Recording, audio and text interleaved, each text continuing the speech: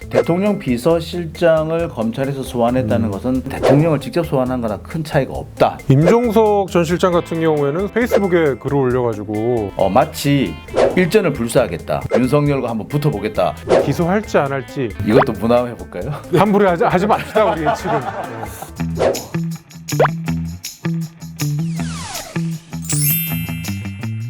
여러분 안녕하십니까. 아주 3D 이번 주 시작하겠습니다. 지난주에 저희가 검찰 중간 간부 인사를 앞두고 일종의 예측하는 그런 방송을 저희가 녹화를 했는데요. 독일 월드컵에 있었던 무슨 문어도 아니고 삼문어, 세문어. 그 결과가 실제로 우리가 예측했던 거랑 어떻게 나왔죠? 뭐 솔직히 말씀드려서 틀렸습니다. 많이 틀렸죠. 저는 대폭 인사까지는 좀 부담 갈 거라고 그랬는데 대폭 인사는 낮고 대폭 인사만 맞췄고요. 저는 가장 결정적으로는 이문정 검사를 틀렸습니다. 우리가 감찰 분야로 중용될 거다라고 이제 말씀을 드렸었는데 이문정 검사는 그냥 지원은 했다고는 하더라고요. 그런데 이번에는 중용이 안 됐습니다. 근데 어떤 분은 장용진 네가 너무 설레발쳐서 그렇게 됐다. 그러면 다시 한번 사과드리겠습니다. 사과의 아이콘이야 항상? 저는 맞췄습니다. 직제 개편 때문에 특수통 1, 2, 3차장이 바뀔 거다. 누구나 예측할 수 있는 거지만 검찰 간부 인사뿐만 아니라 그 이후에 진행될 실제 실무 검사들의 어떤 그런 인사와 실제 수사에 대한 내용들 이 부분은 또 다른 결이 나올 수도 있으니까 계속 지켜봐 주시기 바라고요. 자, 어제 조국 전 법무부 장관의 오촌 조카 조범동 씨에 대한 그 재판이 있었어요? 그 재판이 되게 재밌었어요. 여기서 잠시 설명을 드리면요. 원래 검찰은 정경심 교수가 코링크를 실소유주였다라고 했는데 그 다음 단계로 가니까 실소유주는 조범동이고 정경심 교수는 공범이다라고 바뀌었습니다. 근데 이번에 재판에 진행되는 과정을 보면은 조범동도 실소유주가 아니네라는 쪽으로 흘러가고 있어요. 그러니까 검찰이 어제 제일 많이 했던 말이 검찰 조사 당시에는 그렇게 말 안 했잖아요. 이렇게 얘기를 하는데 2018년 12월 이후에는 조범동이 실제 소유주가 된 건 맞대요. 근데 그 전까지는 그 익성이 실제 소유주라는 말을 한 겁니다. 어제 나온 그 중요한 증언 중에 하나가 이런 게 있어요.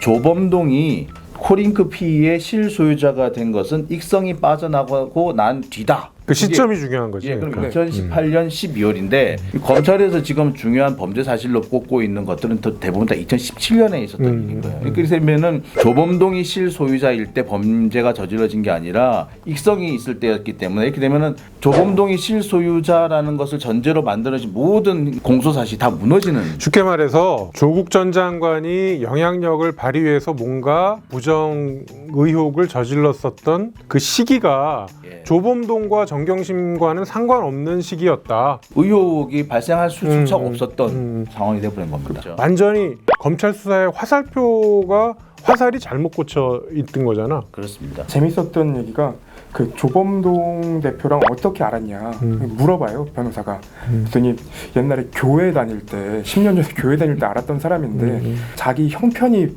힘들 때 조범동이 불러줬다. 근데 첫 2달은 무급으로 일을 했대요. 그러니까 무급으로 일을 하는 동안 조범동 씨가 익성의 임원진한테 잘 보여야 되니까 2달 동안 네가 잘하는 모습을 보여라. 그러면 허락을 받고 너한테 급여를 주겠다. 이렇게 말을 하는 겁니다.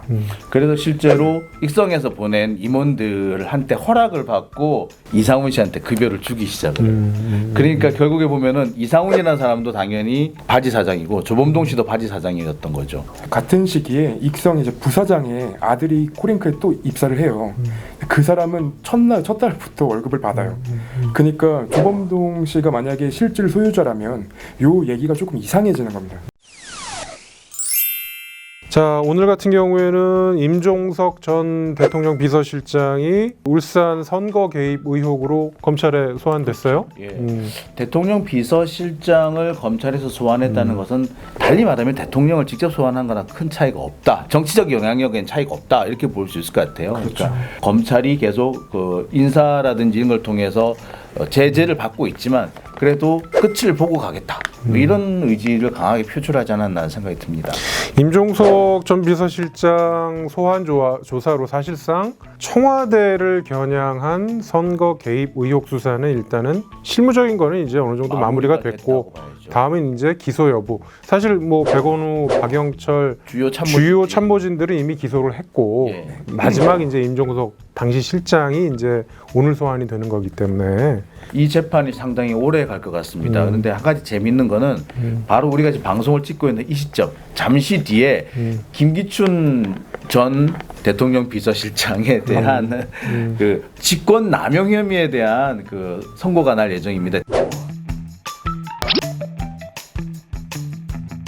여기서 사용된 직권 남용, 선거 개입 요게 똑같이 적용이 될 것으로 보여요. 그래서 바로미터 잣대가 되지 않겠나. 어쨌든 임종석 실장에 대해서 또 기소할지 안 할지 그 부분도 사실은 굉장히 중요한 어떤 그런 포인트가 되겠지. 이것도 우리 한번 맞춰볼까요? 이것도 문화해 볼까요? 남의 기소로 이렇게 함부로 하지 맙시다. 우리 예측은 예측은 가급적 함부로 하지 않는 것으로. 사실 임종석 전 실장이 대통령 비서실장에서 나와서 4월 총선에 출마를 할 거로 예상을 했는데 네. 갑자기 불출마를 선언을 했단 말이지. 네. 그 배경에 아마 뭔가 걸리는 게 있지 않나라는 그런 세간의 추측도 여러 좀 가지 있었어요. 얘기가 있었죠. 뭐 도망갔다. 또 어떤 분은 도망갔다가 문제가 해결될 것 같은 게 다시 돌아왔다. 그 점에 그러니까 추미애 장관이 그 칼 들고 검찰을 일단 제압을 하는 상황이 진행되는 와중에 임종석 실장이 다시 정치권의 얼굴을 이렇게 내밀었단 말이죠. 네. 그러나 또 기소를 한 거예요. 그렇지. 그렇게 되면 기소는 이제 아닙니다만 소환을 한 거죠. 그러면 또 총선에 나오기는 쉽지 않을 것 같다라는 네. 또 예상들이 또 나오죠. 그리고 임 실장 본인도 그런 부분에 대한 판단을 좀 하지 않을까 싶어요. 아마 출마를 하게 된다면 오세훈 전 서울시장과 맞붙을 가능성이 높다고 하는데요.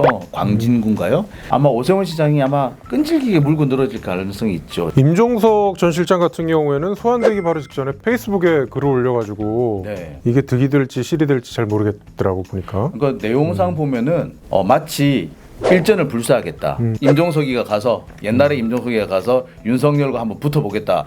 이런 듯 모습으로 보여가지고 그 평가가 갈리는 그런 양상입니다. 검사들도 페이스북 많이 해가지고 뭐 하여간 본인들의 주장을 정말 강력하게 많이들 하고 있어. 네. 대표적인 분이 이문정 검사, 또 진혜원 검사, 특히 조국 전 장관과도 제가 펩친이라서요. 신속하게 연락드리겠습니다.